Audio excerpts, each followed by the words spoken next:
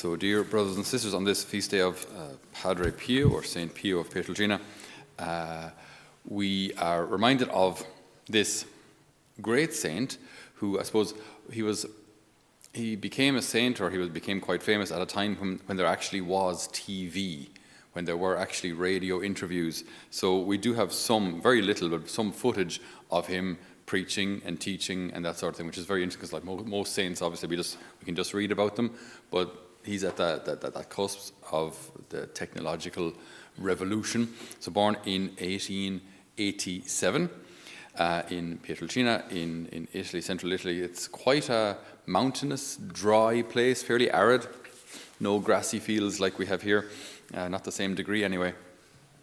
And so born into quite a poor family, but with parents who were very, very faithful, like wonderful people of faith. So they would have gone to Mass daily. They would have lived a very simple life. And from the beginning, little Francesco, as he was before he became Brother Pio and then Father Pio, he had a profound relationship with his guardian angel. And it seems to be the case that he could also, at a very young age, see Our Lady and see Jesus. But he thought everyone could, so he didn't think anything special of it. He thought this was normal. What do you mean you can't see your guardian angel? So he thought this was just normal to have these kind of supernatural experiences. He also chose to do a number of sacrifices, even at a young age. His mom had to give out to him on one occasion because he chose to sleep on the stone floor.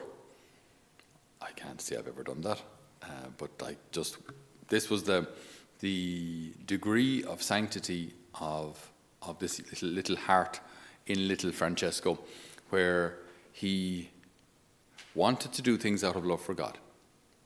And like we mentioned yesterday, when sacrifices or crosses come our way and we learn to love through them, our love actually deepens, our love grows through sacrifice. So it's not that the idea of life is just to avoid sacrifice at all costs. The idea of life is to love at all costs, even if it costs sacrifice. So this is something that at a very, very tender age, little Francesco had understood. So he wanted to be a friar. He wanted to be a Franciscan, Capuchin. And because of the poverty of their little family, he spent quite a lot of time shepherding, so he didn't have a lot of schooling. And in order to be a friar or to be a priest, you obviously had to be able to read, but you had to be able to read Latin as well. You had to be able to study. So when he applied at 10 years of age to be a friar, they said, nice idea, but he only had 3 years of schooling down and his education was very rough. So they said, look, you're going to have to learn, you have to do a little more study before we can accept you. And this is where just the heroic nature also of his parents comes into play. His dad, seeing that little Francesco needed an education, and keep in mind, the school system isn't what it is today, where everyone by law has to go to school. Back then it wasn't obligatory, so if you went, you went, and if you didn't, you didn't. But in order to get him up to speed, they got a personal tutor for him, which cost money. In order to pay for that, little Francesco's dad goes to America to work and sends back the money so that his son can get an education. So he leaves his family, goes to work in America, which was booming and growing at the time, and sends the money back in order to pay for his son's education. That's just, I think it may seem like a little detail. I find it absolutely heroic. Because, I mean, if he hadn't done that, where would the money have come from in order for Francesco to become Brother Pio and then Father Pio? What do they say? We say that lovely expression in English. It takes a village to raise a child. You don't become a saint just on your own. He had wonderful examples in his parents. He had the heroic nature, the heroic virtue of his parents that allowed him, that became this place of security where he could grow in virtue. So I have huge admiration for his father, who did this, went to America in order to pay for son's education, and then at the age of 15 he's able to enter the monastery there and become Brother Pio. He never had good health. From the beginning he never had good health, which may have been a blessing, because when the First World War came around, he was too sick to fight. So he was enlisted, but just kept getting sent home because he was too sickly, too weak. He had all sorts of digestive problems, gastroenteritis, if anyone knows what that is. I'm not quite sure myself, but it's probably bad. So he had that, so he was often sent home because of that. Then as regards the kind of food he could eat and keep down, it wasn't good. It wasn't good. So that might have actually saved him. But he had a profound prayer life, a profound love for the Lord, and a profound love for Our Lady. And even as a young friar, and then eventually as a priest, on occasion, when he would pray, others would actually see him levitate. So he would just begin to float. Like when your heart is so set on the next life, and your heart so much belongs to the Lord, and you've really like shed yourself of all things on this earth. This earth, just the things of this earth just don't really, you love people, but like the things of this earth just mean nothing to you. Your heart belongs to God. Then it can happen that the Lord grants that grace that you may begin to levitate. So he then on one occasion, I think it was during confession, got these terrible pains in his hands, his side and his feet. And he developed the stigmata, a very rare occurrence where, when it was investigated, there were all sorts of odd phenomenon about his stigmata. So the wounds were perfectly round. They weren't self-inflicted because obviously, superiors and the Vatican, for that matter, wanted to make sure that the man wasn't harming himself in order to attain fame or something, or, don't go into the details, but like stabbing himself or something. Like, was it a form of like self-harm or something? But it wasn't. The wounds were perfectly round, and they smelled of roses. I don't know if you've ever cut yourself, but that's not what it smells like. So it smelled of roses. And also, he would generally have his sleeves low when he would celebrate Mass. When you celebrate Mass without gloves. But he got his little mittens for during the day, but then during Mass, he'd celebrate Mass and try to hide his hands so people wouldn't see, because he didn't want to be a spectacle or the center of attention. These wounds they bled constantly. And he did not eat large meals at all. It's said that from a doctor's perspective, considering the amount that he bled and the amount that the constant wounds require energy to heal, what he was eating wouldn't have been sufficient at all. Again, just another miracle. Then, as I say, the Vatican authorities were a bit concerned because 3 years after the stigmata began, he became quite famous. People came from all around Italy, and indeed then there were international presences, Americans and that, in Italy due to the war. So even they started coming just to see this priest or this miracle worker.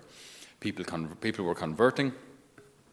He had the gift to read souls, and he was quite blunt with people when it was required. We wouldn't exactly consider this a general pastoral practice, but if people came to him in confession and weren't entirely honest, he may well have sent them out and say, come back when you're willing to make an honest confession. Like, he would send people out of the confessional. Again, you wouldn't do it today because, especially in Ireland, people would be so offended they'd never come back. But, because I remember I had an experience, I've told this story before, but I had an experience where I was working down in Naples, and this couple came to me. It was a wife and her husband. They were of a certain age, so I guess they were in their mid-70s or something at the time. And the wife is just poking the husband, and she says to me, tell him. And he said, and she, tell him. And then she kind of cuts across him and says, look, he wants to go to confession. And I said, right, okay, sir. So, sir, would you like to go to confession? And he said, I said, okay, just because we'll talk. I said, love, we'll be back in a minute. So I took him off to the side. I said, did you want to go to confession? Obviously, there's no point you go into confession just because your wife wants you to go to confession. Do you want to go to confession? And he says, I don't need confession. I said, you don't need confession? That's amazing. Why don't you need confession? He said, because I went to Padre Pio. You went to confession to Padre Pio? I said, he died in 1968. When did you go to confession? 1966. I said, right, I wasn't even born. That's 50, so that's 55 years ago. You haven't been to confession since then? No, Padre Pio, Padre Pio.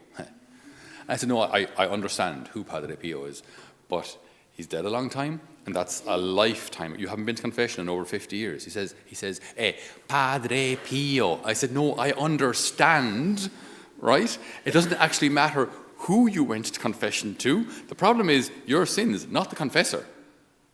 And he says, Padre Pio. And I said, no, honestly, I do actually get the concept. So anyway, then I understood why. This is why Padre Pio would be so blunt with people, because he would, I can imagine what Padre Pio would have said in that occasion, you know what I mean? Just get out and come back when you're willing to make a proper confession. This is ridiculous. Anyway, I didn't. But anyway, so Padre Pio could be quite blunt with people, but only in love. He knew what the soul needed, and sometimes the soul does need a bit of a shake-up. You know, it can knock us out of our complacency, or knock us out of our self-righteousness. And so if that was what the soul required, then that's what he did. So he tried to be, he didn't seek fame at all. And then when the Vatican was concerned about the amount of attention that he was getting, he wasn't allowed to celebrate Mass in public for, I believe it was 8 years, which is quite a long time for a man to be so famous and not allowed to celebrate Mass in public. But if that's what Mother Church asked of him, that's what he did in obedience. And what's interesting is, you can see this very clearly in his life. I'm not sure if the man ever left Italy at all. I don't think he did. I don't remember ever reading that he ever left Italy at all. But he's world famous. Similar to St. Teresa of Lisieux, who, she did travel, but she never traveled as a sister, and yet is the patron saint of missionaries. Padre Pio died in 1968, and his mission continued long after his death. His intercession continues to this day. People are helped by his relics, by his mittens, by his preaching, by reading his life story. Those acts of obedience, those acts of humility, meant that his life would bear fruit long after his death. And that's where faith comes in. Do I believe that doing the right thing now, even though it's difficult, or even though it might cost me something, or even though it might look wrong, do I believe that the Lord can bring good out of this? The Lord brought great good out of Padre Pio's life and continues to do so. So we ask that through his prayers and intercession that we too, in our lives, the little sacrifices that come our way, for example, today, just being a little colder than we're used to, we'll turn on the heating.